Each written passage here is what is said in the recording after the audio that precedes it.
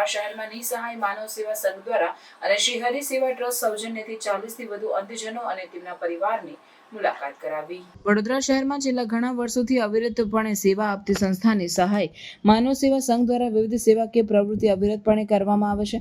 તેમજ વિવિધ ક્ષેત્રની સહાય લોકોનું સેવા પણ તેમના દ્વારા છેલ્લા ઘણા વર્ષોથી પૂરી પાડવામાં આવી રહી છે.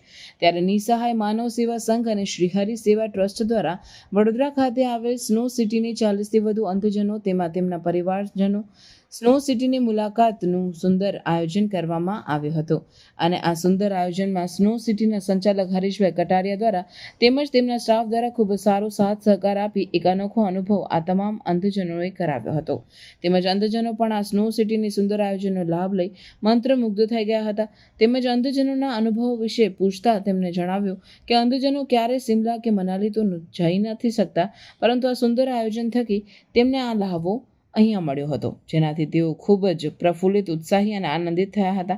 અને નિસહાય માનવ સેવા સંઘ તેમજ શ્રી હરિ સેવા ટ્રસ્ટનો તેમજ સ્નો સિટીના સંચાલકોનો અને સ્ટાફનો ખૂબ ખૂબ અભિનંદન પાઠવી આભાર પણ વ્યક્ત કર્યો હતો.